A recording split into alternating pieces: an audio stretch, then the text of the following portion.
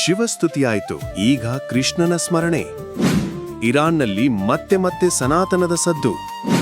Muslim ಯುವತಿಯಿಂದ Persian ಭಜನೆ.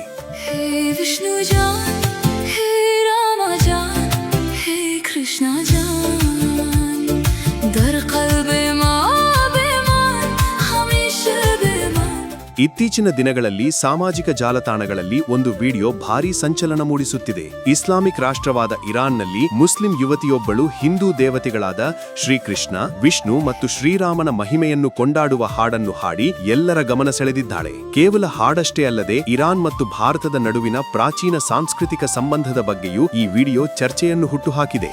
ಯಾರು ಆ ಹುಡುಗಿ, ಯಾವ ಹಾಡು? ಇಲ್ಲಿದೆ ಡೀಟೇಲ್ಸ್.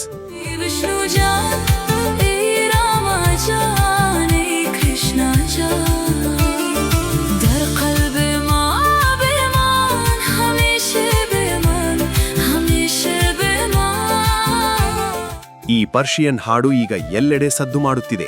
ಈ ಹಾಡಿನಲ್ಲಿ ಇರಾನಿನ ಮುಸ್ಲಿಂ ಯುವತಿಯೊಬ್ಬಳು ಹೇ ವಿಷ್ಣುಜಾನ್, ಹೇ ರಾಮಜಾನ್, ಹೇ ಕೃಷ್ಣಜಾನ್ ಎಂದು ಅತ್ಯಂತ ಭಕ್ತಿಯಿಂದ ಹಾಡುತ್ತಿರುವುದನ್ನು ನಾವು ಕಾಣಬಹುದು. ಪರ್ಷಿಯನ್ ಭಾಷೆಯಲ್ಲಿ ಜಾನ್ ಎಂದರೆ ಪ್ರಿಯ ಅಥವಾ ಜೀವ ಎಂದರ್ಥ. ಆಕೆ ಹಿಂದೂ ದೇವರುಗಳನ್ನು ತನ್ನ ಜೀವ ಎಂದು ಹಾಡುತ್ತಿರುವುದು ಅಚ್ಚರಿ ಉಂಟು ಮಾಡಿದೆ. ಪ್ರಾಚೀನ ಇತಿಹಾಸದ ನೆನಪು.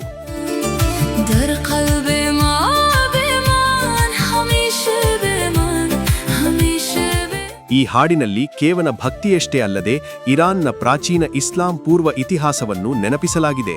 ಇರಾನ್ನ ಬಂದರ್ ಅಬ್ಬಾಸ್ ನಗರದಲ್ಲಿರುವ ಪ್ರಾಚೀನ ವಿಷ್ಣು ದೇವಾಲಯ ಮತ್ತು ಅಲ್ಲಿ ದೊರೆತ ವಿಗ್ರಹಗಳ ಚಿತ್ರಣವನ್ನು ಈ ವಿಡಿಯೋದಲ್ಲಿ ವಿವರಿಸಲಾಗಿದೆ. ಸಾಂಸ್ಕೃತಿಕ ಸಮಾನತೆ. ಇರಾನ್ನ ಪ್ರಾಚೀನ ದೇವತೆಯಾದ ಅಹುರಾ ಮತ್ತು ಭಾರತೀಯ ವೈದಿಕ ದೇವತೆಯಾದ ವರುಣನ ನಡುವೆ ಇರುವ ಸಂಬಂಧವನ್ನು ಸಂಶೋಧಕರು ಉಲ್ಲೇಖಿಸಿದ್ದಾರೆ. ಇರಾನಿನ ಅಹುರಾ ದೇವರ ಕೈಯಲ್ಲಿರುವ ತ್ರಿಶೂಲ ಶಿವನ ಸಂಕೇತದಂತೆ ಭಾಸವಾಗುತ್ತದೆ ಎಂದು ವಿಡಿಯೋದಲ್ಲಿ ವಿವರಿಸಲಾಗಿದೆ. ಭಾಷಾ ಬಾಂಧವ್ಯ. ಸಂಸ್ಕೃತ ಮತ್ತು ಇರಾನಿನ ಪ್ರಾಚೀನ ಭಾಷೆಯಾದ ಅವೆಸ್ತನ್ ಸಹೋದರಿ ಭಾಷೆಗಳೆಂದು ಕರೆಯಲ್ಪಡುತ್ತವೆ. ಈ ಎರಡೂ ಭಾಷೆಗಳು ವ್ಯಾಕರಣ ಮತ್ತು ಶಬ್ದಕೋಶದಲ್ಲಿ ಆಳವಾದ ಸಾಮ್ಯತೆಯನ್ನು ಹೊಂದಿದೆ ಎಂಬುದು ಇಲ್ಲಿ ಗಮನಾರ್ಹ. ಈ ವಿಡಿಯೋ ವೈರಲ್ ಆಗುತ್ತಿದ್ದಂತೆ ಜಾಗತಿಕ ಮಟ್ಟದಲ್ಲಿ ಸಾವಿರಾರು ಜನರು ಕಮೆಂಟ್ ಮಾಡುತ್ತಿದ್ದಾರೆ. ವೈದಿಕ ಮತ್ತು ಅವೆಸ್ತನ್ ಸಂಸ್ಕೃತಿಯೇ ಇರಾನ್ನ ನಿಜವಾದ ಸಂಸ್ಕೃತಿ ಎಂದು ಹಲವು ಇರಾನಿಯ ನಾಗರಿಕರೇ ಅಭಿಪ್ರಾಯಪಡುತ್ತಿರುವುದು ವಿಶೇಷ. ಇದಕ್ಕೂ ಮೊದಲು ಮಸ್ತ್ ಎ ಕೈಲಾಶ್ ಎಂಬ ಶಿವನ ಹಾಡು ಮತ್ತು ದೀಪಾವಳಿ ಕುರಿತ ಹಾಡುಗಳು ಇರಾನಿನ ಮಹಿಳೆಯರಿಂದ ಮೂಡಿಬಂದಿದ್ದವು.